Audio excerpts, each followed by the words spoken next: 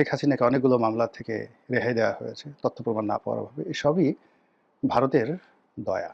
আর সেই দয়ার বিনিময়ে যদি পেট্রোল আসে, ডিজেল আসে, আপাতত সরকারের জন্য এটি বেশি গুরুত্বপূর্ণ।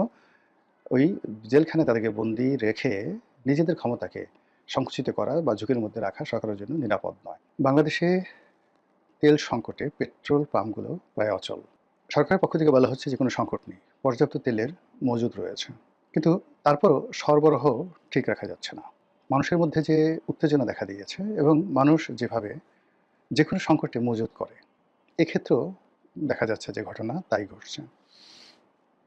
কোনো গাড়ি বা কোনো মোটরসাইকেল হয়তো সকালে তেল ভরে নিয়ে গেছে, আবার বিকেলবেলা সেই তেল কোনো বোতলে বা ড্রামে সে জমা রেখে আবার বিকেলবেলা তেলের জন্য পেট্রোল পাম্পগুলোতে ভিড় করেছে। ফলে অন্যান্য সময় দেখা গেল যে পেট্রোল পাম্পে যদি সরকারি ডিপো থেকে তেল সরবরাহ করা হয়, যে তেলে ২৪ ঘন্টা চলে, সেই তেল এখন ৩ ঘন্টাতে শেষ হয়ে যাচ্ছে বলে সরকারের পক্ষ থেকে বলা হচ্ছে। অথচ মানুষের যে চলাচল এই সময়টাতে অনেকটা সীমিত। দ্বিতীয়ত সমস্যা হচ্ছে পেট্রোলে এবং অকটেনে, অর্থাৎ মোটরসাইকেল এবং প্রাইভেট যে কারগুলো রয়েছে এগুলোতে, যেগুলো হওয়ার কথা নয়। হওয়ার কথা নয় এই কারণে যে আমাদের গণপরিবহন সবই চলে ডিজেলে। তো ডিজেলে কোনো সমস্যা নেই, এবং যেটিতে সমস্যা হওয়ার কথা এলএনজিতে কোনো সমস্যা নেই। তারপর বিদ্যুৎ প্ল্যান্টগুলো চলে সেই ফার্নেস অয়েলে, এলএনজিতে এবং ডিজেলে, সেখানে কোনো সমস্যা নেই। অকটেনে এবং পেট্রোলে যে সমস্যা হচ্ছে, এটা কোনো অবস্থাতে হিসাব মেলানো যাচ্ছে না। এই দুটো প্রোডাক্ট আমাদের দেশে পেট্রোলিয়ামের বাই প্রোডাক্ট, অর্থাৎ আমাদের দেশে যেগুলো গ্যাস ক্ষেত্র রয়েছে, অর্থাৎ আমরা যে মাটির তলা থেকে গ্যাস উত্তোলন করি, সেই গ্যাস উত্তোলন করতে গিয়ে সেখান থেকে কিছু তেলও আসে। এই তেলগুলো রিফাইন্ড করে আমরা যে অকটেন পাই আর পেট্রোল পাই, এটা দিয়ে আমাদের দেশ চলে যায়। এর বাইরে আমরা যে ডিজেল আনি, ডিজেলের মধ্যে পরিশুদ্ধ ডিজেল আনি, ক্রুড অয়েল এবং অপরিশোধিত যেটা ক্রুড অয়েল সেটাও আনি। তো ইস্টার্ন রিফাইনারিতে এগুলো যখন রিফাইন করা হয়, সেই রিফাইন করার পর সেখান থেকে বেশ কিছু পেট্রোল এবং অকটেন পাই। আমাদের দেশের যে চাহিদা, পেট্রোলে আমরা একেবারে স্বয়ংসম্পূর্ণ, আর অকটেন এটা সারপ্লাস থাকে। কাজেই এটা নিয়ে কেন আতঙ্ক ছড়ানো হচ্ছে, কেন লোকজন আতঙ্কে মজুত করছে, কেন ভয় পাচ্ছে, এটা আমি বুঝতে পারছি না। কিন্তু সমস্যা দিনকে দিন প্রকট থেকে প্রকট আকার ধারণ করছে। অনেকগুলো পেট্রোল পাম্পে মারামারি হচ্ছে, কাটাকাটি হচ্ছে এবং গাড়ির লাইন ক্রমশ বাড়ছে। এখন এই যে বাংলাদেশের যে সমস্যা, এই সমস্যাটা বাদ দিয়ে আমরা যদি বিশ্বের অন্যান্য দেশে দেখি বা তাকাই, যেখানে আমাদের মতো গ্যাস ফিল্ড নেই, তো তাদেরকে তো আসলে পেট্রোল, ডিজেল, তারপরে অকটেন থেকে শুরু করে সবকিছু আমদানি করতে। এই সকল দেশে প্রচণ্ড সমস্যা দেখা দিয়েছে। ফিলিপিন্স ইতিমধ্যে তাদের দেশে জরুরি অবস্থা জারি করেছে এই পেট্রোলের সেই বিতরণ এবং বিপণন নিয়ে। নজিরবিহীন ঘটনা। ইউরোপের একটি দেশ, আজকে এই ভিডিও যখন করছি, একটি দেশ শুরু করেছে যে নির্দিষ্ট পরিমাণের বাইরে কেউ নিতে পারবে না। অন্যদিকে যুদ্ধ যে পর্যায়ে গড়িয়েছে, খুব দ্রুত এটি সমাধান হবে মনে হচ্ছে না। আমেরিকা শান্তির জন্য 15টি প্রস্তাব দিয়েছে, যেটি ইরানের পক্ষে মান্য করা সম্ভব নয়। আবার ইরান যে 5টি শর্ত দিয়েছে, সেই 5টি শর্তের একটিও আমেরিকার পক্ষে মান্য করা সম্ভব নয়। ফলে আর এক দফা প্রতি আক্রমণ চলে। এর মধ্যে ডোনাল্ড ট্রাম্প বেশ কয়েকবার তার কথা পরিবর্তন করেছেন, আর এই কথার উপর বিশ্বাস স্থাপন না করে ইরান তাদের যে আক্রমণ সেটা ক্রমশ বাড়িয়ে চলেছে। পাকিস্তানের মাটিতে এই মুহূর্তে ইরানের স্পিকার, জাতীয় সংসদের স্পিকার, এবং মার্কিন যুক্তরাষ্ট্রের দুজন গুরুত্বপূর্ণ কর্মকর্তা, ভাইস প্রেসিডেন্ট এবং পররাষ্ট্রমন্ত্রী, এই দুজন আলোচনা অংশগ্রহণ করছেন পাকিস্তানের মাটিতে। কিন্তু কোনো অবস্থাতেই কোনো পক্ষ আক্রমণ বন্ধ করছে না, কেউ কাউকে বিশ্বাস করতে পারছেন না। এর মধ্যে বিশ্বের যে জ্বালানি মার্কেট, এটি 24 ঘন্টার মধ্যে 2 থেকে 3 বার ওঠানামা করছে। একবার উঠছে, একবার নামছে। শেয়ার মার্কেটগুলো ওঠানামা করছে,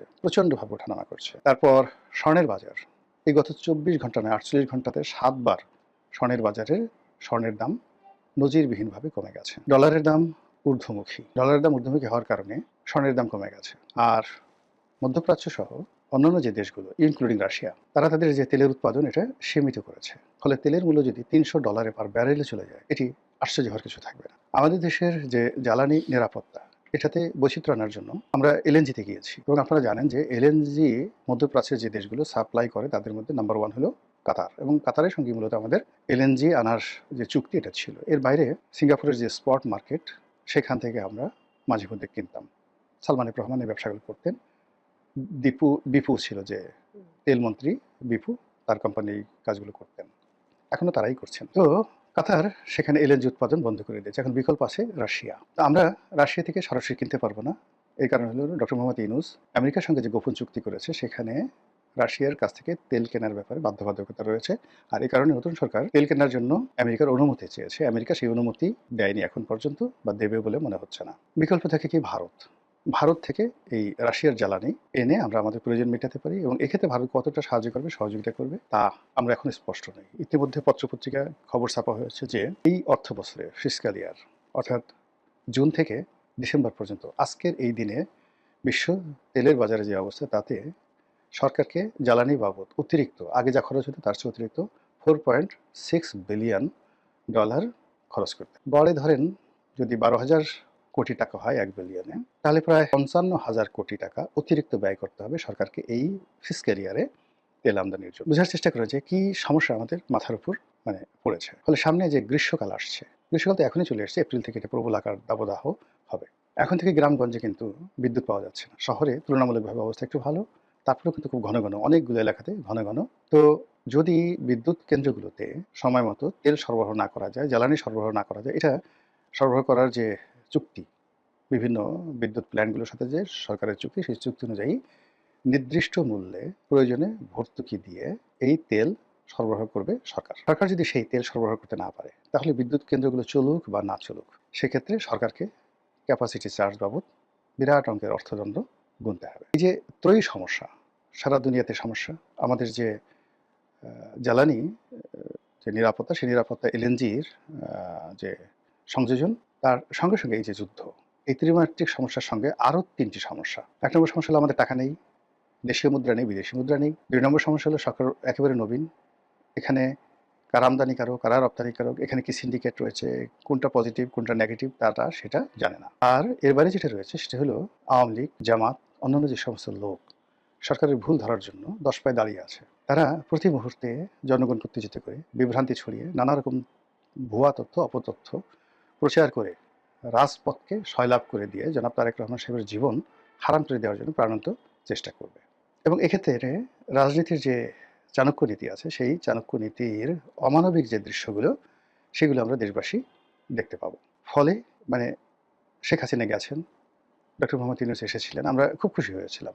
কিন্তু আমাদের এই খুশি 2-3 মাসের বেশি থাকেনি। আবার ডক্টর মোহাম্মদ ইউনূস গেছেন, জনাব তারেক রহমান সাহেব এসছে, আমরা খুব খুশি, ভীষণ রকম খুশি, আজকের দিন পর্যন্ত খুব খুশি। কিন্তু এই খুশি আগামী এপ্রিল মাসে, মে মাসে থাকবে না, যদি এই তেলের যে সংকট, এটি বাড়তে থাকে। অবস্থা দৃশ্য মনে হচ্ছে সরকার বদ্ধপরিকর তেল আমদানির ব্যাপারে। পাগলের মতো তারা আইএমএফের পেছনে ছুটছে টাকার জন্যে, ভারতের সঙ্গে সম্পর্ক স্বাভাবিক করার চেষ্টা করছে সর্বোচ্চ ছাড় দিয়ে। এবং তার প্রেক্ষিতে ঘাটাঘাট করে আওয়ামী লীগের অনেক নেতার জামিন হয়ে যাচ্ছে। ইনু ভাই, মেনন ভাই, তারপর সেই শামসুদ্দিন চৌধুরী মানিক, ওনাদের জামিন হয়ে গেছে। সাবেক প্রধান বিচারপতি খায়রুল হক সাহেবের জামিন হয়ে গেছে। শেখ হাসিনাকে অনেকগুলো মামলা থেকে রেহাই দেওয়া হয়েছে তথ্য প্রমাণ না পাওয়ার অভাবে। এসবই ভারতের দয়া। আর সেই দয়ার বিনিময়ে যদি পেট্রোল আসে, ডিজেল আসে, আপাতত সরকারের জন্য এটি বেশি গুরুত্বপূর্ণ। ওই জেলখানায় তাদেরকে বন্দি রেখে নিজেদের ক্ষমতাকে সংকুচিত করা বা ঝুঁকির মধ্যে রাখা সরকারের জন্য নিরাপদ নয়।